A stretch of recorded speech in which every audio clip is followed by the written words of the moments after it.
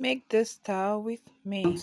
You see that this tie has a stand, but it's not what is stand. The first thing we are going to be doing first of all is to mark out that place that we want it to be on.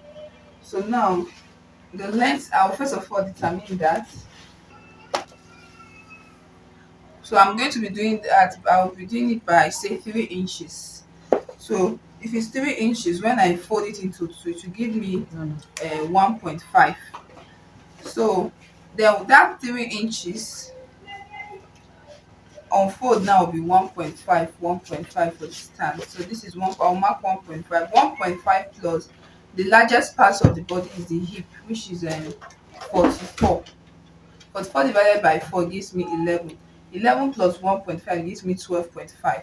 So in all, I'm going to be having 12.5 first of all, and the length of the gown is 36. So here will be 12.5. Then I will add my sewing allowance of 2 inches. 12.5 plus sewing allowance is 14.5. So in general, 1.5 inches for my pleats. Now I'm going to be measuring that 14.5 is Then the length of the 36. gown is 36. Yes, before I probably scissors.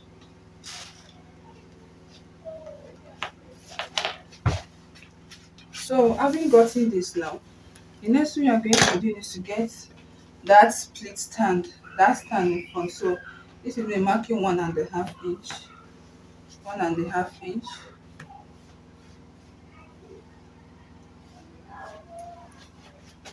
Inch.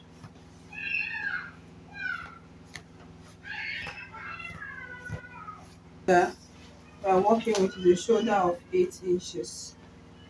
So this is shoulder of 8 inches. Then the armhole measurement is the bust divided by 6 plus 1.5. So the bust is 41 divided by 6 plus 1.5 would give me 8.3. Then plus 1 inch for the shoulder slope. 1 inch for the shoulder slope. That will make everything to be 9.3. So this is 9.3 here.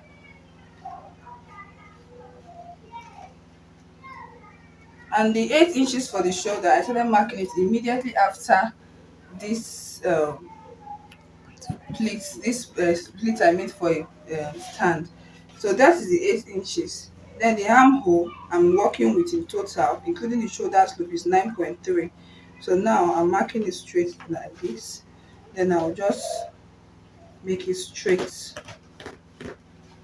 After that, I'll do my shoulder slope. So for the neck, I'll be doing um 3.5 by 3.5. And that neck, you notice I'm doing that immediately after this line too. So this is 3.5 by 3.5. So I'm doing that all through. Then I'm connecting it to my shoulder slope.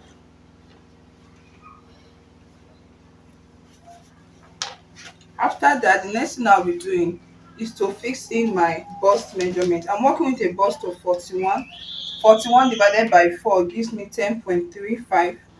Then that 10.3 plus 2 inches for my ease. So that 10.35 plus 2 inches is will give me 12.35. So this is it. Now the shoulder to waist is 16 inches. Now when I get to that 16 inches on the waist, I'm going to impute my waist measurement. So I'm working with a waist of 39. So 39 divided by 4 gives me 9.75. So this is 9.75 plus 2 inches for my ease.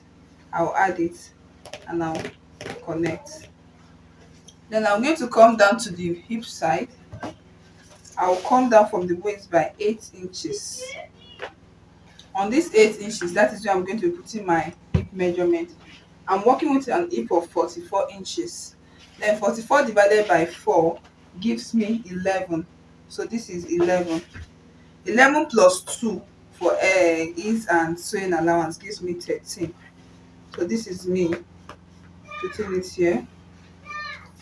And then this 13 minus 1 inch. That gives me 12. So this is 12.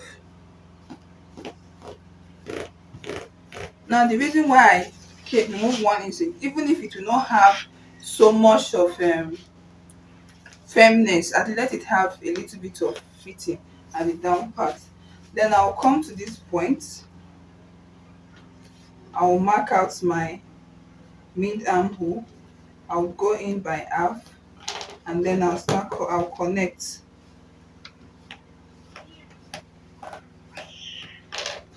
Then I'll start cutting.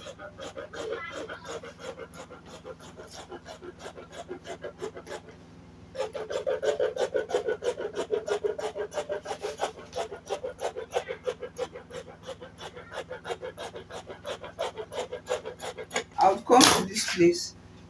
I'll tuck here in so that I can be able to cut here very well. The only reason why I'm doing that is so that I will then, after doing that, I'm going to notch here just a little bit, just a little bit. I'll notch here and I will notch here.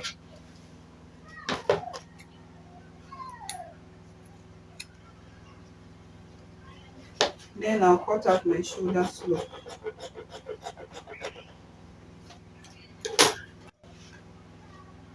And with that, we can see that the front part of the dress is ready. So now we'll go to the back. So this is the back, and I don't want to put zip at the back. I just want it to have button at the back part. So I'm not adding my zipper allowance there. I just shifted from where this 1.5 is at that point, and I placed it. After placing it, the next thing I'm going to be doing is to cut.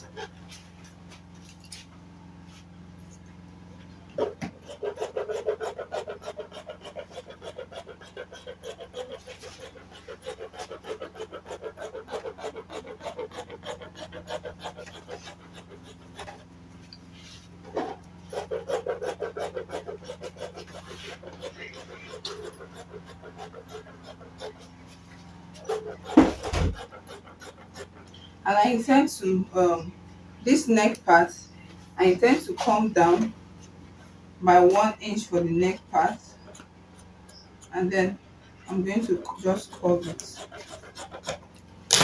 The next thing I'll be doing is to lift up this front, and this is the back. Then I'm going to be marking say 4.5 inches here, and I'm going to open it.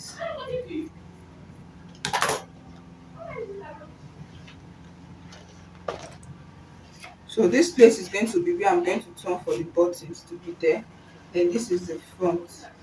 So now we are going to commence sewing. The first thing I'm going to do right now is to take this front to the sewing machine. When I take it to the sewing machine, I'm going to sew on this line. I'm going to sew here straight down. I'll just sew here straight down.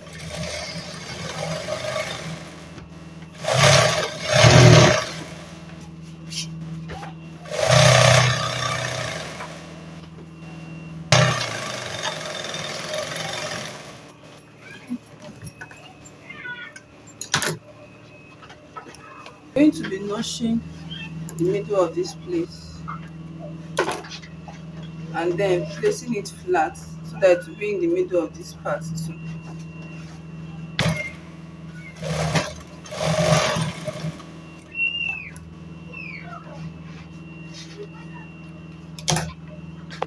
So I have done the sewing here, then do the pressing here. So the next thing I'll do is to turn the neck with bias, turn this neck with bias, and turn here with bias, and turn this one with bias too. So I've done this. I've turned the neck. I've added my button hole. So the next thing for me to do is to join the shoulders and then the side by 1 inch. Then before I'll fix the sleeve and then do the pleat. So this is it so far with the sleeve. So the next thing so I've done this. The next thing I'm going to do, I have my pleats already. So I'm going to multiply round here by 2 and then use it to do the pleats at the hemming part I'm using for the pleating. I hemmed here. I hemmed it by half first, then I hemmed it by 1. Then this down part I hemmed it by 1. Now the reason why I hemmed both sides together is because the pleating on that picture is not the type that you join together. It's the type that you are going to be pleating on top of the fabric. So that way when you are pleating, when you pleat, you tack and sew, then here is going to be coming up a bit. So this is how you do it. You just continue like that and then sew around it. So when we do that, we have something like this. So you just take, after you take from this place, you turn it, you bend it. You can use your measurement tape to measure it and then you pin. That way you do it round, then you go and top stitch it straight round, and then your gown is ready. Thank you.